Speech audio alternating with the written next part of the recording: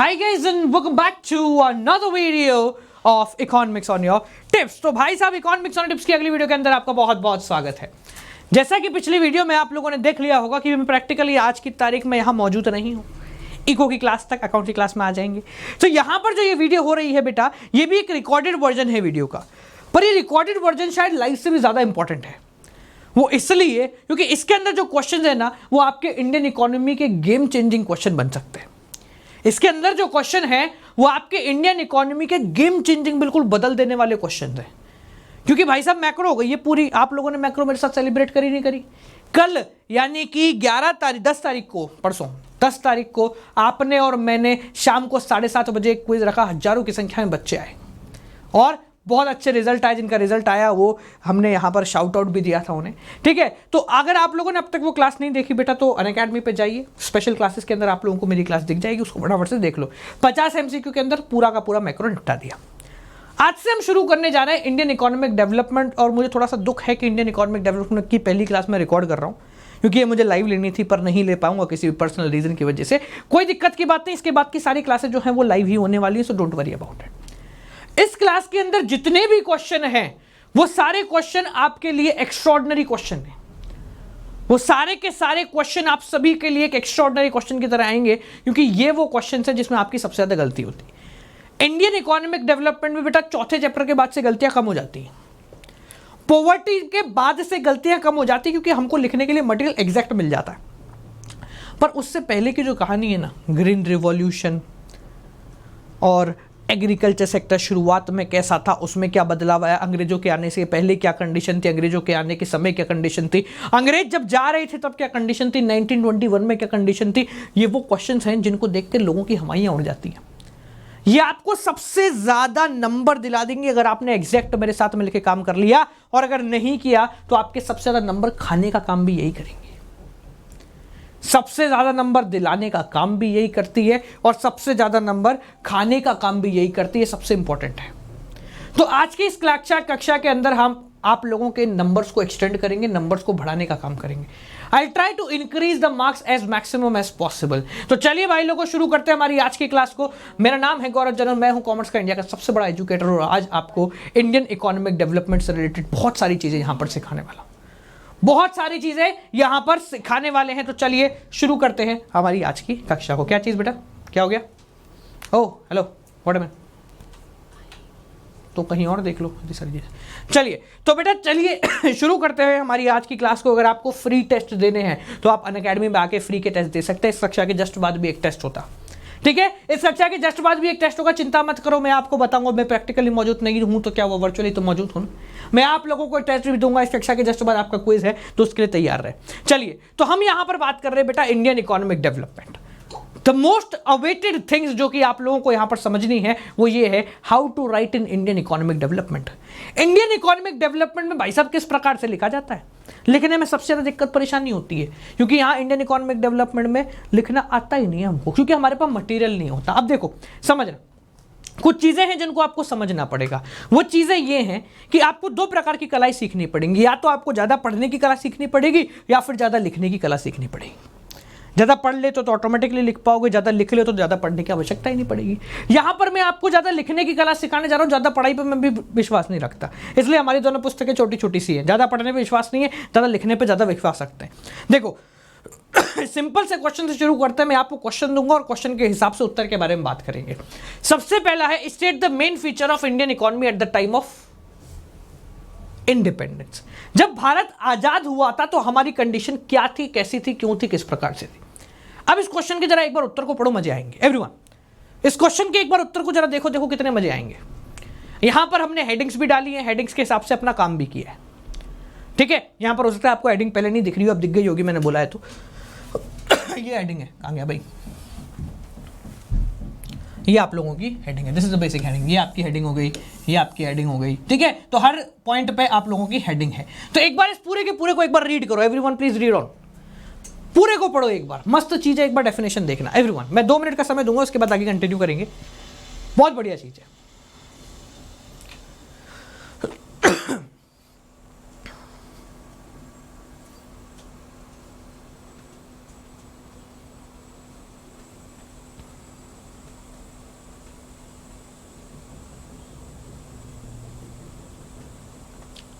चाहे तो मुझे पता है कि सारे के सारे पॉइंट पढ़ रहे हैं ना, मुझे पता है मेजरली लोग क्या कर रहे हैं भाई साहब, सिर्फ और सिर्फ ये पढ़ लेते हैं। बोलो हाँ, जोर से बोलो, कॉमर्स वाले हो ना, मेरे जानता सबको ये पर इनकंसिस्टेंट कमर्शियलाइजेशन एग्रीकल्चर अपनी इच्छा से, हाँ भाई ठीक है।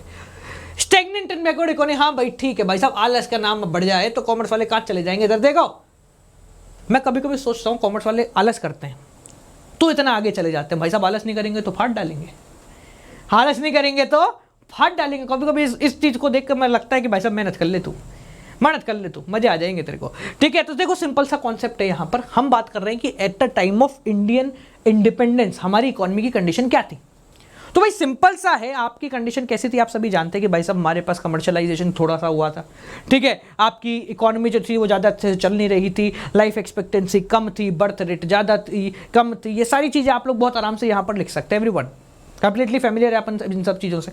बट यहाँ पर आप लोगों को कुछ ऐसी चीज़ देखने को मिल रही जो आप लोगों ने पहले से नहीं देखी, यानी कि यहाँ कुछ ऐसे पॉइंट्स भी आपको देखने को मिलेंगे जो आपने नहीं देखे। कमर्शियलाइजेशन ऑफ इंडियन एग्रीकल्चर पढ़ा था, पर एग्रीकल्चर के समय में इनकंसिस्टेंट कमर्शियलाइजेशन ऑफ एग्रीकल्चर था, ये कहीं नहीं पढ़ा। अच्छा, इसको पढ़ने की आवश्यकता भी नहीं है। तुम सोचोगे सर ये टॉपिक कहाँ था हमारे पास, ये टॉपिक था नहीं, पर आपके बोर्ड में ये टॉपिक आएगा। अब पूछोगे सर ये तो गड़बड़ हो गई। गड़बड़ कुछ नहीं है, मेरी बात को समझने का प्रयास करो। इंडियन इकोनॉमी के डेवलपमेंट एक ऐसा सब्जेक्ट है जिसमें तुम चाहे सब कुछ पढ़ लो तो भी कम है, और चाहे थोड़ा सा पढ़ लो वही बहुत है। मैंने क्या बोला, या तो पढ़ने की कला डालो या लिखने की कला डालो। यहाँ लिखने की कला पकड़ेंगे, यहाँ लिखने की कला तुम्हारे काम आएगी। लिखने की कला को देखना, खटाक से यूं खींच के पकड़ूंगा, एक बार में मजे आ जाएंगे। हमने यहाँ क्या बोला, एग्रीकल्चर सेक्टर के बारे में हम बेसिकली यहाँ पर बात करेंगे, क्योंकि जब हम आज़ाद हुए तो हमारा एग्रीकल्चर सेक्टर अच्छा था। ठीक है, सबसे पहले उसको पकड़ो, उसके बाद अगले सेक्टर को पकड़ो, उसके बाद अगले सेक्टर को। जब भी आपके पास ऐसा आ जाए कि भारत की अर्थव्यवस्था के बारे में बताओ, लोगों को पॉइंट नहीं मिलते, मैं बोलता हूँ कमी नहीं है। जब भी इंडियन इकोनॉमी के बारे में आ जाए कि कैसी थी, आप लोग कंफ्यूज हो जाते हो कि भाई साहब क्या लिखे, मैं बोलता हूँ कमी नहीं है। कैसे कमी नहीं है, तुम्हारे पास 6 पॉइंट तो मेरे पास लिखे हुए हैं। क्या 6 पॉइंट है भाई साहब, तीनों सेक्टर के 2-2 पॉइंट, तीनों सेक्टर के 2-2 पॉइंट हो गए। प्राइमरी सेक्टर को पकड़ो 2 पॉइंट निकालो, देखो पीछे वही किया हुआ है। सेकेंडरी सेक्टर को पढ़ो 2 पॉइंट निकालो, तीसरे टर्शियरी सेक्टर को पकड़ो 2 पॉइंट निकालो, अपना आंसर तो आ गया। हम क्या करते हैं, एक ही सेक्टर के पीछे पकड़ जाते हैं, भाई एग्रीकल्चर सेक्टर से ही 6 पॉइंट निकालने, 4 पॉइंट के बाद बावले हो जाते हैं, बोले कैसे आएगा। फिर हमारा दिमाग क्या बोलता है, दिमाग बोलता है बेटा एग्रीकल्चर सेक्टर में ढूंढ, आएगा आएगा। अबे है ही नहीं, कहां से आएगा। आप सेक्टर्स पकड़ो, जब भी आपको लिख लो, जब भी आपको इंडियन इकोनॉमी के बारे में पूछा जाए सेक्टर्स को पकड़ लीजिए, सेक्टर से पकड़ के उत्तर निकाल दो। तो यहाँ पर एग्रीकल्चर सेक्टर कमर्शियलाइजेशन की बात की, बैकवर्डनेस, कंज्यूमर गुड इंडस्ट्री के बारे में पहुंच गए अपन, development of infrastructure, less development of infrastructure पहुंच गए, downfall of cotton and small scale industry वहीं मिल गया हमें चीज़, लैक ऑफ बेसिक इंडस्ट्री, सब चीज़ें वहीं मिल रही हैं अपने आप। फॉरेन ट्रेड टर्शरी सेक्टर पे पहुंच गए, अदर चैलेंजेस में आप कुछ भी डाल सकते हो। क्या हमने यहाँ पर तीनों प्रकार के सेक्टर्स को कवर किया है? 8 पॉइंट जनरेट हो गए तीनों प्रकार के सेक्टर्स के अंदर।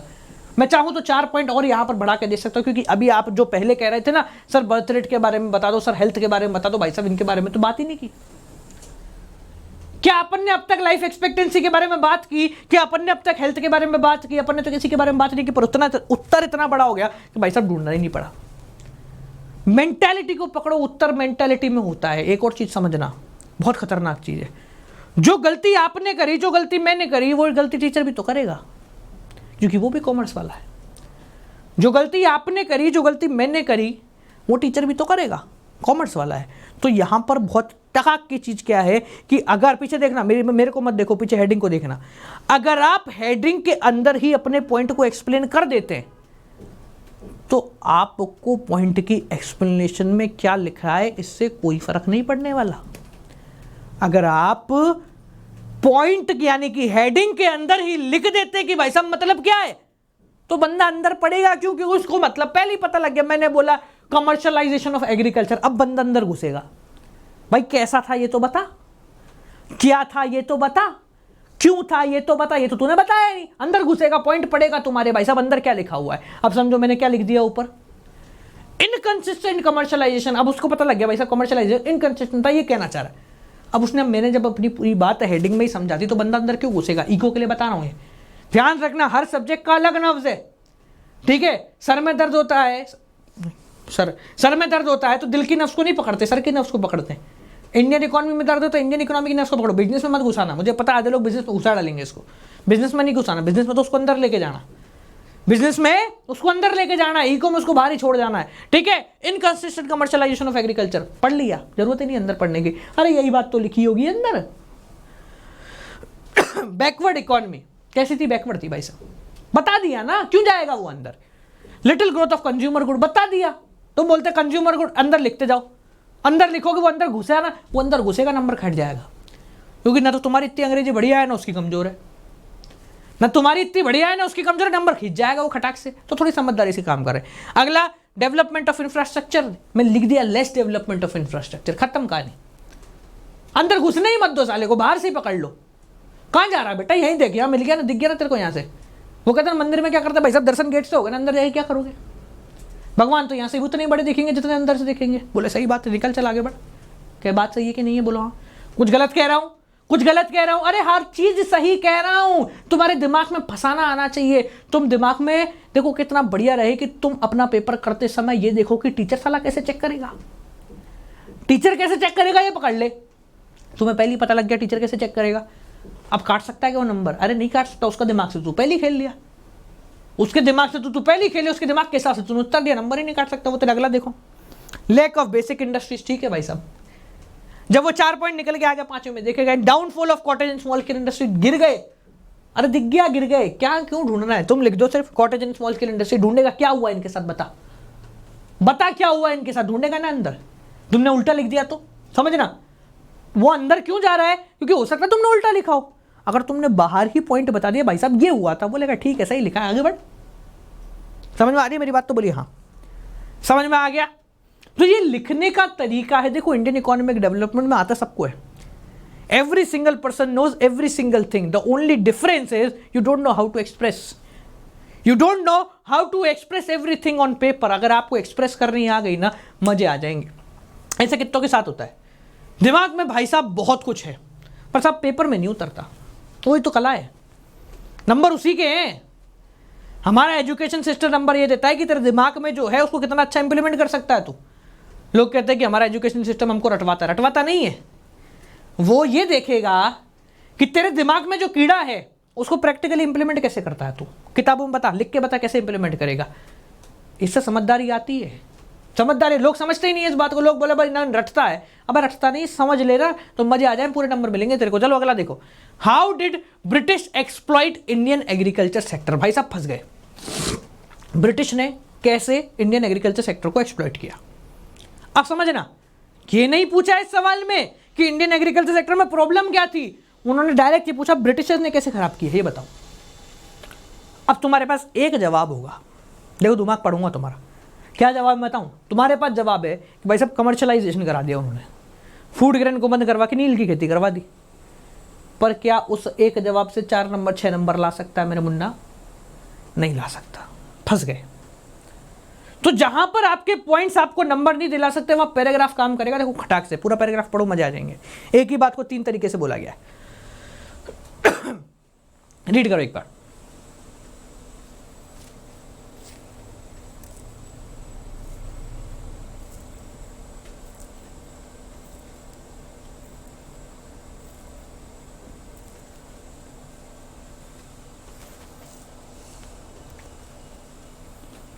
क्लियर हुई?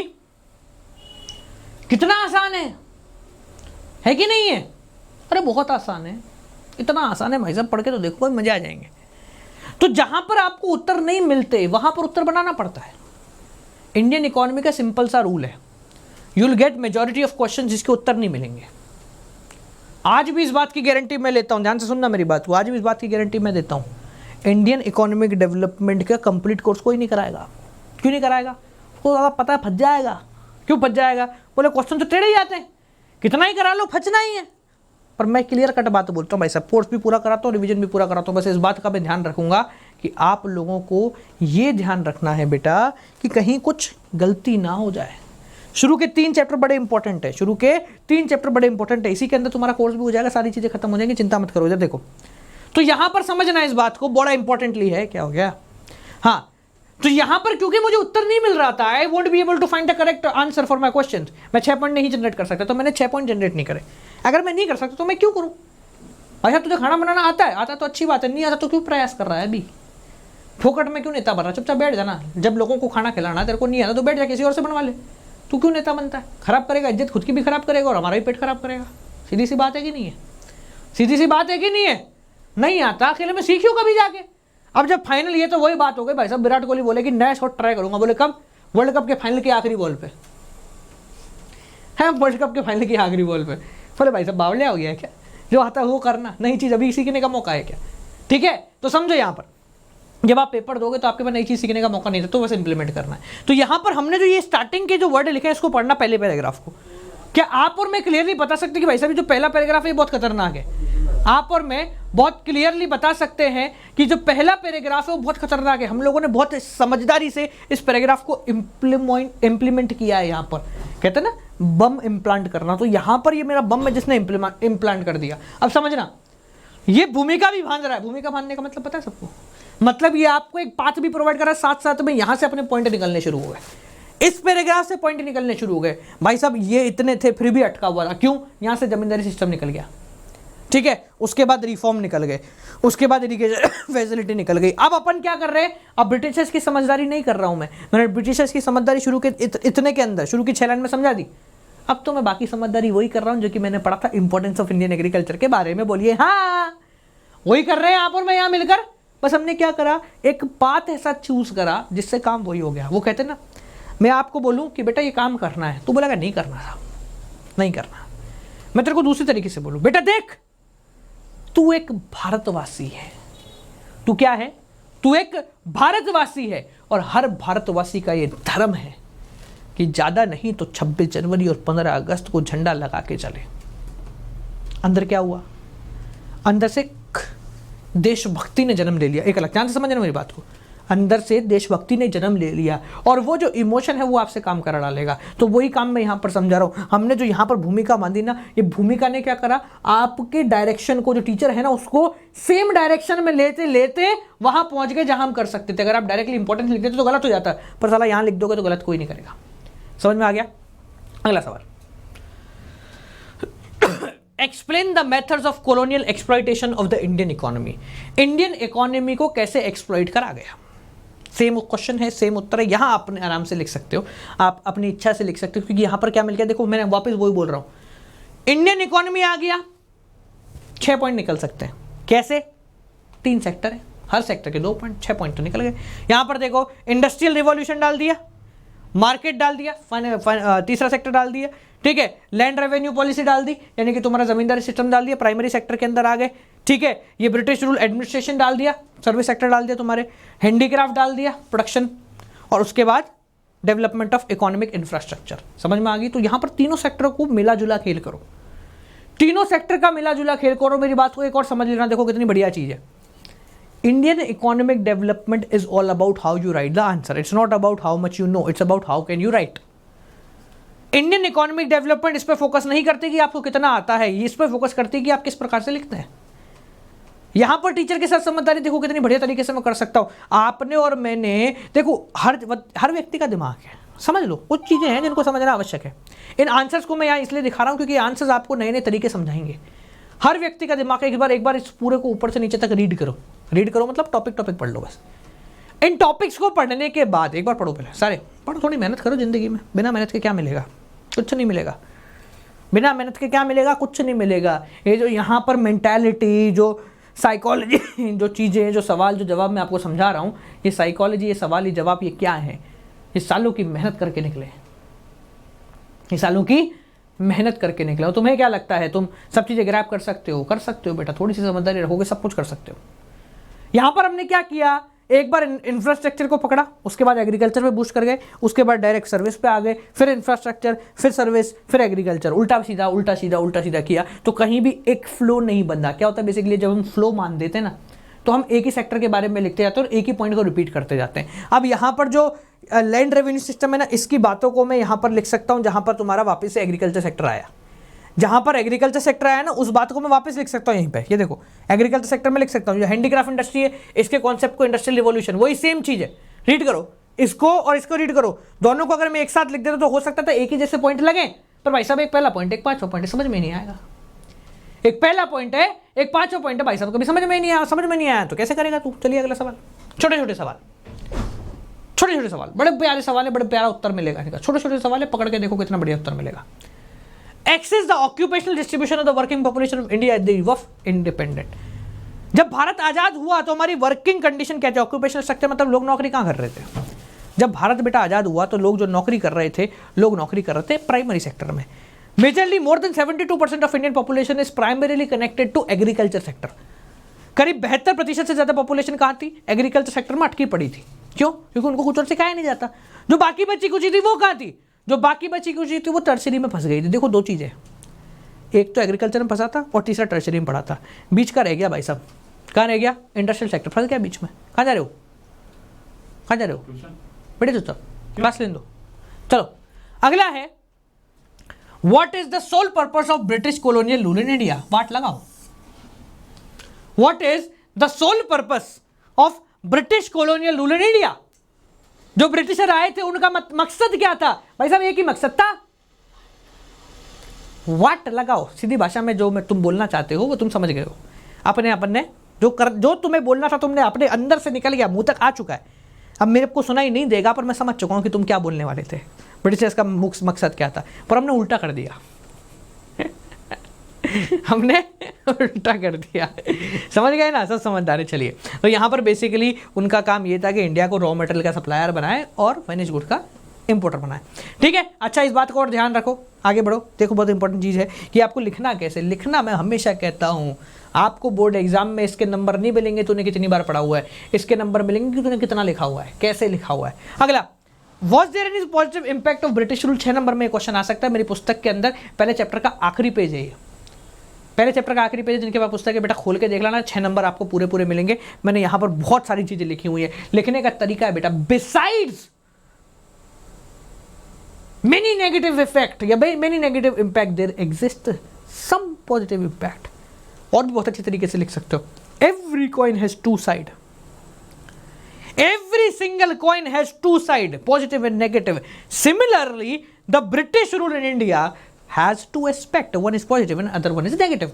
Although the positive aspect of British rule are not much, only few. Which few? आप जानते हैं सारे के सारे। रेलवे लिया है, हमें भाई साहब संविधान दे दिया इन्होंने, मतलब हमने ले लिया, हमने ले लिया है संविधान। ठीक है ना, चुपचाप से वाला है अंदर है, अपने हिसाब से एडजस्ट कर लेंगे। ठीक है, भारतीय समझदार है, बोले दे रहे कौन बनाएगा, अपने हिसाब से बना लेंगे अपन। मॉडिफिकेशन किया है तो मैं और क्या कह रहा हूँ, मैं यही तो कह रहा हूँ। अरे टीप टाप का तात्पर्य ये है कि फॉर्मेट कहीं और से देख लिया, अंदर तुमने दिया, बैलेंस तुमने निकाल लिया बस। ठीक है ना, चलो क्या बोला? बड़ा तो होगा ही ना, पॉपुलेशन इतनी भाई सब मानते ही नहीं है। चलो अगला देखो, अगला। अबे ये कहाँ से लिया है? ये क्या लिया है? ये सोवियत यूनियन मत दो, सोवियत यूनियन मत दो। कुछ बेसिक से सवाल है, इसको देख लो एक बार। अगला सवाल, फॉरेन ट्रेड का सिग्निफिकेंस। भाई साहब ये ऐसा सवाल है जिसका उत्तर लोगों के पास नहीं है। अच्छा, तुम्हारी वीके ओरी के अंदर पूरा चैप्टर बना रखा है और उसमें से तुम ढूंढ के निकालोगे तो तुम्हें 2 पॉइंट मिलेंगे। बोलिए हाँ, कौन कौन सा? 2 पॉइंट मिलेंगे तुम्हें वीके ओरी में। पूरी की पूरी किताब के अंदर सब कुछ है। ठीक है, बुक बड़ी अच्छी है, बड़ी बढ़िया बुक है। जब एमबीए करोगे तो वो बुक काम आएगी, अभी नहीं आएगी। ठीक है, एमबीए में लेना। तो यहाँ पर बेसिकली पुस्तक के अंदर पूरा चैप्टर है जिसमें सिर्फ 2 इंपॉर्टेंट चीज़ हैं। पहली चीज़ तो ये इंपोर्टर एक्सपोर्टर, भारत को इंपोर्टर बना दिया, फिनिश गुड्स को एक्सपोर्टर बना दिया, प्राइमरी प्रोडक्ट का। दूसरी चीज़ भाई साहब, जब हम आज़ाद हुए तो आज़ाद होने के बाद हमने कोटा सिस्टम का इंप्लीमेंटेशन कर दिया। ऐसी 2-3 चीज़ें आपको यहाँ पर मिलेंगी। तो फॉरेन ट्रेड भारत का किस प्रकार से था, इस पूरे के पूरे चीज़ को छाप लो, पूरी चीज़ को छाप लो। ये मैं समझाऊंगा नहीं, तुम्हें देखना है कि भाई साहब क्या लिखा हुआ है। लिखने की कला समझ लो, आपके इंडियन इकोनॉमिक डेवलपमेंट भाई साहब 1 नंबर नहीं कटेगा, ये गारंटी है मेरी। लिखने की कला समझ लो, इंडियन इकोनॉमिक डेवलपमेंट में 1 नंबर नहीं काट सकता, कोई नहीं काट सकता, गारंटी है मेरी। चलिए अगला, कुछ छोटे छोटे से सवाल जिनको आपको ध्यान रखना है। अब ये छोटे सवाल जो है ना, ये बड़े काम के होते हैं भाई साहब।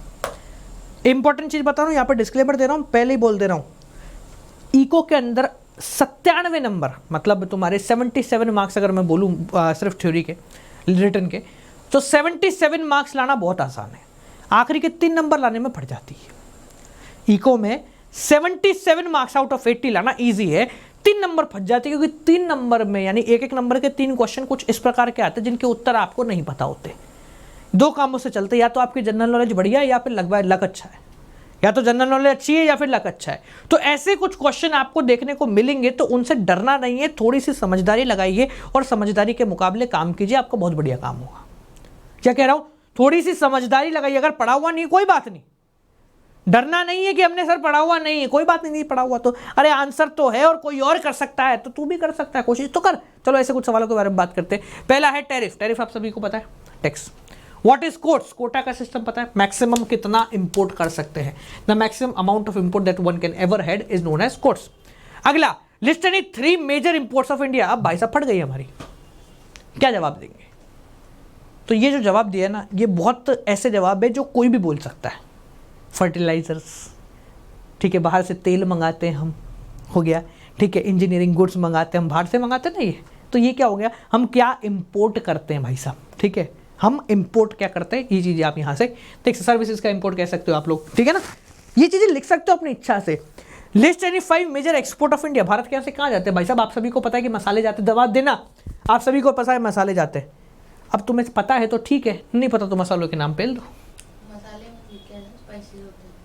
ठीक है, नहीं पता तो मसालों के नाम लिख दो, हो जाएगा खेल थोड़ा, ठीक है। तो टी, कॉफी, जूट, कॉटन और रेडीमेड गारमेंट्स हमारे यहाँ से जाते हैं। रेडीमेड गारमेंट बेसिकली बहुत कम जाते हैं, रेडीमेड गारमेंट क्यों लिखा हुआ है यहाँ पे, ठीक है, स्पाइसेस डाल दो यहाँ पे, रेडीमेड गारमेंट कम जाते हैं हमारे यहाँ से, ठीक है। टर्म ऐसे तो बस बता दिया, चलो आ जाओ। What is the share of India in world export. Bharat का एक्सपोर्ट में कितना है? तो 0.8% भारत का एक्सपोर्ट के अंदर शेयर है। समझ में आ गया? चलिए, तो बस गाइज बहुत है, क्योंकि रिकॉर्डेड वर्जन है तो मैं इसको ज़्यादा खींचूंगा नहीं, ठीक है ना, क्योंकि आप और मैं जो है लाइव में ज़्यादा बढ़िया तरीके से अपन क्लास लेते हैं। अपन क्विज के बारे में थोड़ा सा डिस्कशन कर लेते हैं। क्विज कैसे देना आप सभी को, इस कक्षा के जस्ट बाद जो क्विज है उसको मैं यहाँ पर बता देता हूँ कि how can you give the quiz, ठीक है। तो देखो, जैसे ही आप अनअकैडमी का ऐप डाउनलोड करोगे, लर्निंग ऐप, यहाँ मोबाइल नंबर डालो, क्लास 12 सिलेक्ट करो। सिलेक्ट करने के बाद आपके सामने कुछ इस प्रकार की स्क्रीन आएगी। तो यहाँ पर नीचे लास्ट, सेकंड लास्ट है, यहाँ नीचे ये ओवर हेयर, मैं टिक कर दूँ, हाँ over here, you will find नीचे यहाँ दिखेगा टेस्ट का ऑप्शन। जैसे टेस्ट पे आप लोग क्लिक करेंगे, टेस्ट पे क्लिक करने के सामने आपको 2 स्लाइड्स खुले, मतलब एक स्लाइड खुलेगी, यहाँ पर होगा लाइव क्विज और यहाँ पर होगा बेटा ज्वाइन क्विज, मतलब सी ऑल करके, एक होगा लाइव क्विज, एक होगा सी ऑल करके। जैसे आप सी ऑल पे क्लिक करोगे, आपके सामने एक और स्लाइड खुलेगी जिसमें 2 ऑप्शन होंगे, होस्ट और ज्वाइन। तो यहाँ पर बेटा ज्वाइन क्विज पे आप लोग क्लिक करोगे, क्लिक करते ही आपसे कोड मांगेगा। तो वो कोड क्या है? अब भाई मैं रिकॉर्डेड तो कोड कैसे बता सकता हूँ? सीधी सी बात है, समझदार भावनाओं को समझो, रिकॉर्डेड तो कैसे समझा सकता हूँ? तो जाओ नीचे डिस्क्रिप्शन में ढूंढो, डिस्क्रिप्शन में कोड लिखा हुआ है, या जो हमारे ग्रुप्स हैं उन ग्रुप्स पे दिख जाएगा, ठीक है। तो उस कोड को डालो, फटाफट से आप लोग क्विज दे दो। अभी समय हो रहा होगा अप्रोक्सीमेटली 2 बजे क्लास होती है ना अपनी, तो हम लेंगे 3:15 बजे, 3:15 पे, 3:15 पे आप लोगों का क्विज हो जाएगा, ठीक है। जो लोग पहली बार आ रहे हैं बेटा, गौरव जे, GAURAV, गौरव जे का कोड लगाओ, आपको फ्री एक्सेस मिल जाएगा, जो लोग पहली बार आ रहे हैं क्विज के लिए, ठीक है। चलिए, सो भाई और बहनों, आज की कक्षा को यहीं दे देते हैं पूर्ण विराम। कुछ क्वेश्चंस और लेकर कल वापस मिलते हैं अगली क्लास के साथ, बिल्कुल लाइव क्लास के साथ। आज शाम को वापस मिल रहा हूं लाइव क्लास के साथ, पूरी उम्मीद है। चलिए, thank you so much, keep on watching, good night, bye bye, प्रेम पूर्वक नमस्कार।